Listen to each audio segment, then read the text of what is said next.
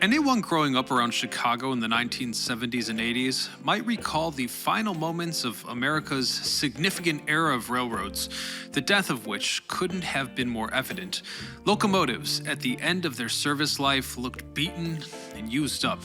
In fact, from today's perspective, it's surprising that such third-world-looking transportation was a reality. This was the trade-off for cars and trucks. The railroad had gone under and taken with it some amazing conveniences. Conveniences including the ability to board a passenger train on the elevated tracks in the Chicago Loop for a direct ride up the shore to Milwaukee, Wisconsin.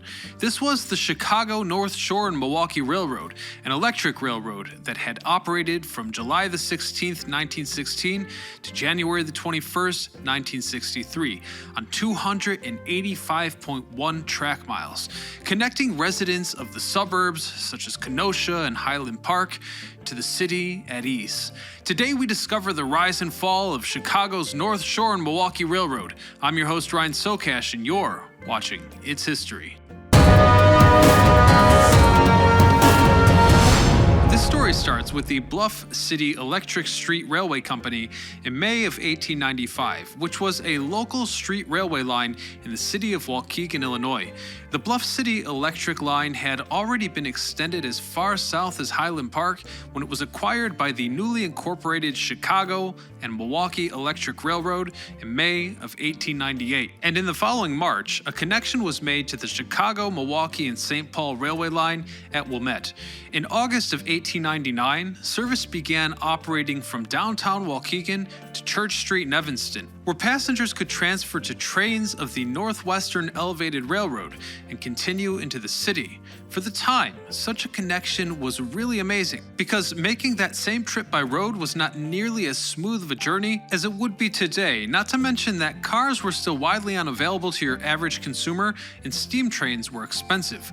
The rudimentary, single-tracked interurban line which started it all was steadily upgraded over the following decade, with the addition of a second track, improvements to the physical plant, and the gradual relocation from public roads onto private right-of-way were possible between 1902 and 1904.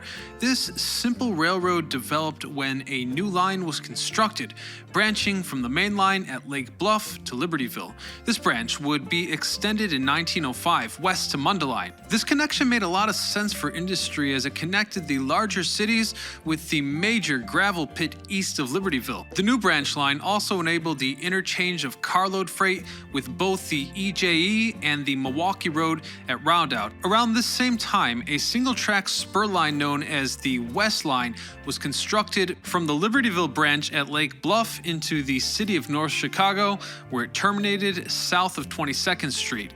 Ambition was high, and by 1904, another major extension to what would become the North Shore Line would occur. In 1904, Chicago and Milwaukee Electric began to purchase property and negotiate contracts for the extension of its service into Wisconsin. Construction between Waukegan and Zion was largely completed by the summer of 1905. Further construction moved at such a pace that trains began operating as far north as Kenosha, Wisconsin. This was followed by Racine in September of 1906, and just when the ultimate goal of connecting Chicago and Milwaukee was in sight, things nearly fell apart. The Panic of 1907 forced Chicago and Milwaukee Electric into a prolonged period of insolvency, but in spite of ongoing financial trouble, construction in Wisconsin continued. The northern extension was finally completed in 1908, with through service between Evanston and Milwaukee beginning that October. However, the Chicago and Milwaukee Electric had been placed under receivership in 1908. A receivership is a debt solution that helps a secured creditor recover outstanding amounts under a secured loan to a debtor's business when a debtor defaults. Anyhow, ridership and revenue continue to grow, permitting more improvements to the property. Old images of the line don't really do justice to what an enormous infrastructure project this was. Still, I'd like to give you a little perspective. 131 bridges between Racine and Milwaukee were upgraded. The original main line underwent significant rehabilitation, as did the street railway in Waukegan, which had since begun operating a line on Washington Street. 147 new rolling stock was acquired, including an order of steel coaches delivered from the J.G. Brill Company in late 1915, when a fantastic concept arose. What if this dynamic new line not only went into Chicago, but perhaps could enjoy a direct connection to the city's L? Planners concluded that indeed they could eliminate the existing transfer at Church Street and send passengers right into the loop. The electric service would become competitive with steam trains. By 1919, this concept became a reality when further trackage rights were negotiated with the Northeastern Elevated and the St. Paul Railroad, which ultimately permitted North Shore Line trains to operate over the L, south of Church Street, over the North Side Main Line, and through the loop to a downtown terminal at Roosevelt. The Roosevelt terminal has long since faded into the pages of history, but what about the direct connection to Milwaukee? In 1920, a new terminal in Milwaukee was opened, and the remaining single track in Wisconsin was doubled, with the exception of a 1/2 mile stretch of single track in southern Milwaukee, which indeed was a bottleneck until the railroad's end. This completed line was basically 20 years in the making, and so although it was complete, it was also difficult to draw new and immediate attention. The railroad did run a number of named limited stop trains, some carrying deluxe dining and parlor observation cars, which indeed served the company a very valuable PR message to the public. Rides into the city could have an element of glamour. One of the railroad's most distinctive name trains was the Gold Coast Limited. The North Shore also created a network of motor coach lines to feed on potential traffic from territory not directly served by the company's trains. But could you imagine that? People were basically taking the L to a different state and dressing up for the occasion, where they would be served fine food. That's a polar opposite to the experience you can expect today. For example, I was once riding the L and some guy sitting behind me sneezed without covering his mouth, and the results were explicit. I only point that out because I believe if we had even the slightest of novelty and regality built into everyday burdens such as commuting, we might rise up as a society to enjoy a little dignity. Anyhow, suffice it to say that at the start of the 1920s, the North Shore was a real success, but as time passed, new challenges arose. The growth of the North Shore communities provided good traffic levels for the railroad. Still, the increasing congestion of these communities' business districts impeded the railroad's desire to remain competitive with the steam trains providing long-haul service, particularly the Chicago-Milwaukee traffic. The North Shore therefore sought to build a new bypass line through the Skokie Valley, which at those times, albeit hard to imagine, was an undeveloped rural area, approximately 4 to 5 miles west of the Lakeshore route. Real estate purchases and financing were arranged in 1923 and 1924, with construction beginning in April of that year. The new line diverged from the Howard Street L station, located at the boundary between Chicago and Evanston. It ran west into the village of Niles Center, now Skokie, continuing to the northwest from that point through the marshy countryside, paralleling the Skokie branch from the Chicago and Northwestern Railway. At South Upton, the new route ran eastward along the North Shore's Mundelein branch until just west of Lake Bluff, at which point a new connection diverged to the north onto what had been a freight-only branch, which connected to the original main line at North Chicago's Junction. An arrangement was made with the Chicago Rapid Transit Company, wherein local L service was begun over the new line to the Dempster Street Station in Niles Center in 1925. It had been anticipated that the opening of the new L line would help launch a real estate boom in the area, as it had decades earlier in other parts of Chicago. The Great Depression had put a damper on the area's growth, and Niles, by that time renamed Skokie, didn't really begin to experience a surge of growth until the 1950s. Though the Niles Center elevated service failed to prosper, the transit operator benefited from the construction of new shop facilities on vacant land along the southern part of the Skokie Valley line. This spacious facility relieved older, more crowded facilities on the L system and remained to this day as the Chicago Transit Authority's primary maintenance facility. The remaining portion of the North Shore Line's new Skokie Valley line entered service in 1926. The new route consisted of 18 miles of new double-tracked railroad, and the route was a mere 2.5 miles longer than the old main line.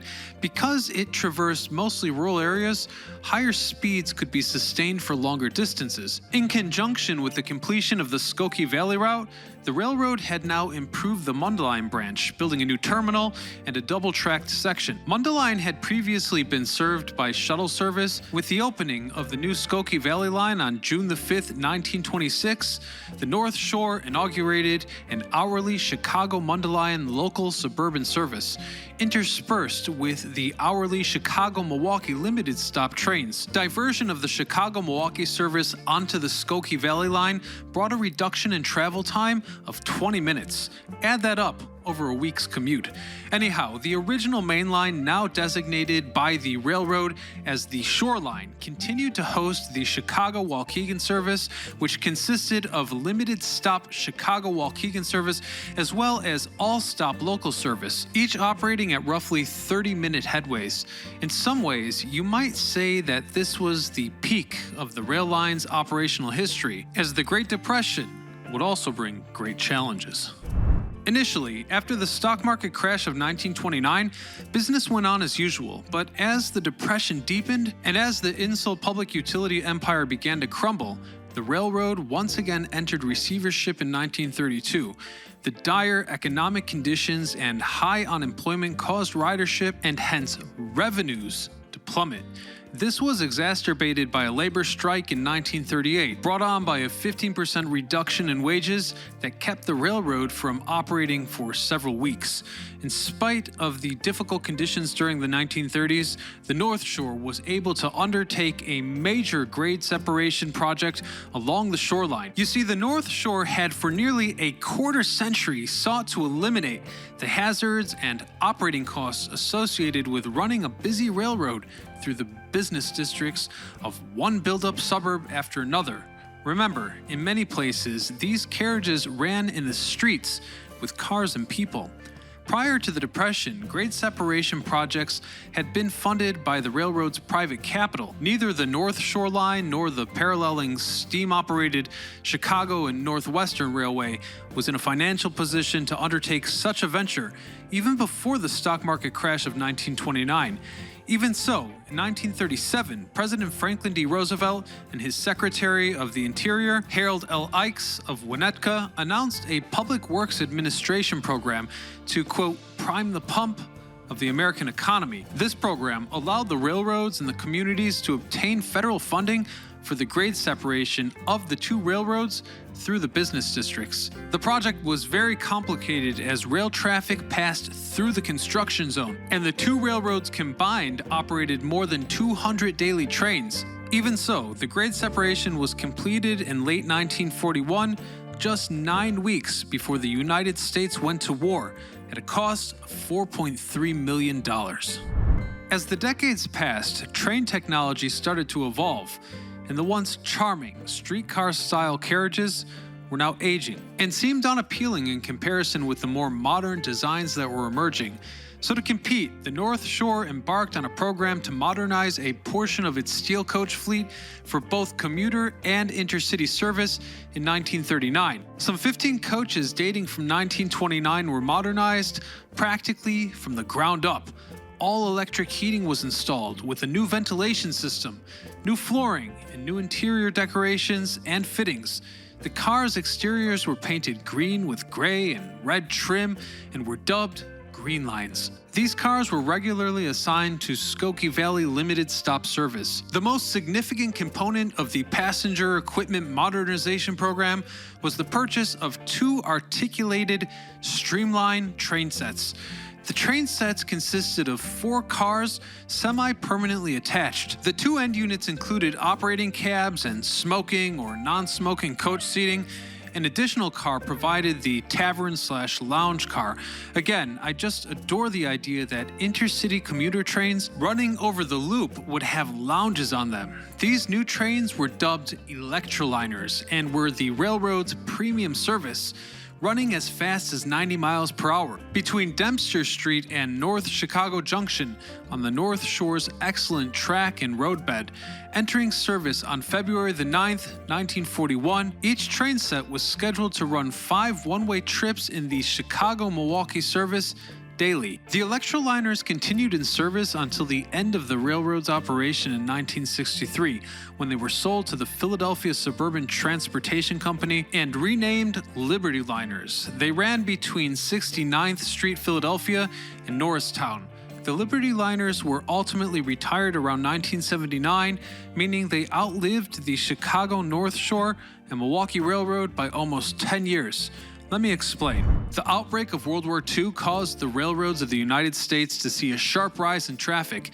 Even before the challenge of rationing, the North Shore saw its freight and passenger traffic rise to record levels, in part due to railroads serving important military facilities, such as the Army's Fort Sheridan, just north of Highwood, and the Navy's Great Lakes Naval Training Station, just south of North Chicago.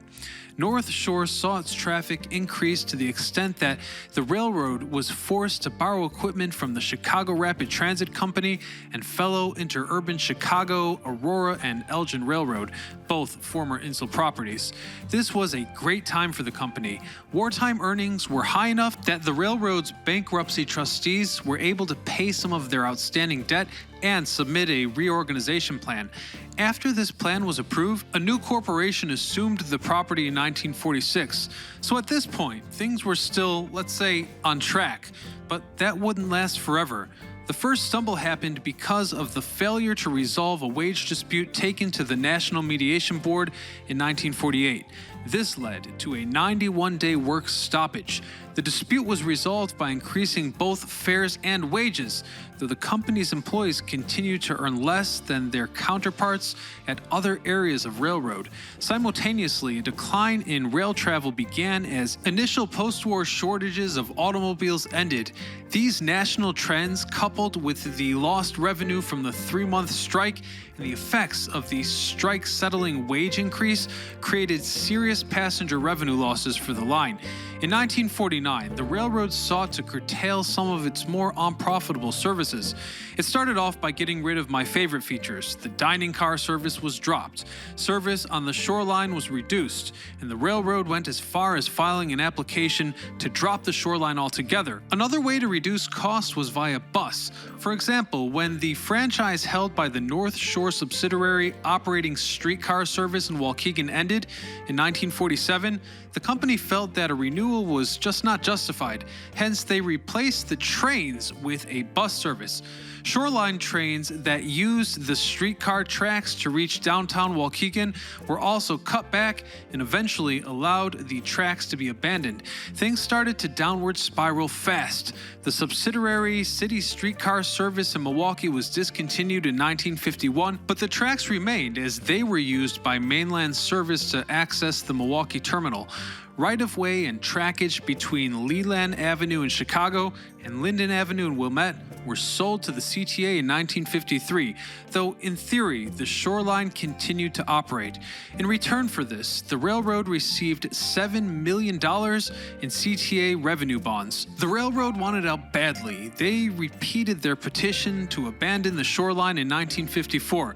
It didn't seem like an obvious move to most. You see, although rush hour traffic levels remained strong, off-peak ridership had declined sharply, and this was hurting their books. But why was the decline happening in the first place? Well, travel time on the shoreline was now roughly twice that of the slightly longer Skokie Valley route, and then the completion of the Edens Expressway through the Skokie Valley in late 1951 caused extreme ridership losses. This was perhaps the final nail in the coffin, and so it was. On July the 24th, 1955, riders enjoyed the final day of service on that route, and sadly, not much would remain. Almost immediately after abandonment, only a short portion of the line was retained to provide access from the North Chicago Junction to the railroad shop in Highwood. The rest of the line north of Linton Avenue in Wilmette was removed. Much of the right-of-way became automobile parking spaces for commuters who switched to the suburban trains of the parallel CN and W North Line. Most of the rails were physically removed in the succeeding 2 years. The Chicago Transit Authority purchased the southernmost portion of the Skokie Valley line between Howard Street and Dempster, and in early 1964, they obtained federal funding for what turned out to be a successful mass transportation pilot project, dubbing the new nonstop service as the Skokie Swift.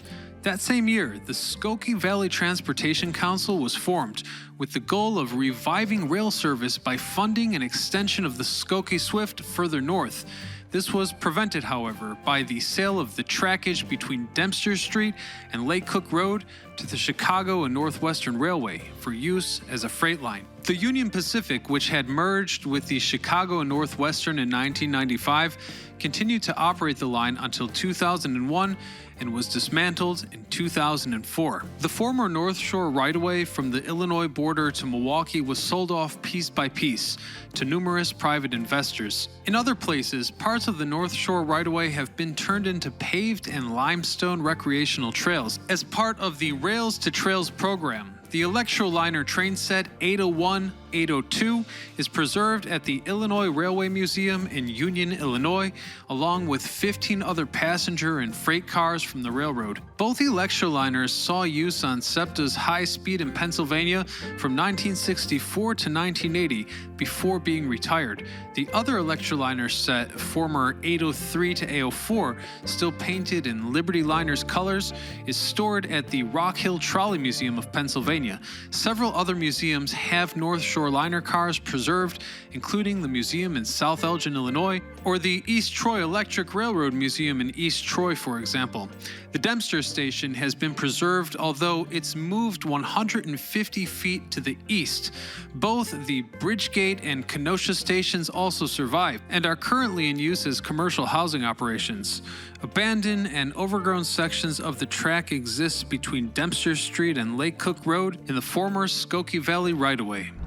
It's funny to think that such a massive train network used by hundreds of thousands of people can simply be reduced to fragments of what once was.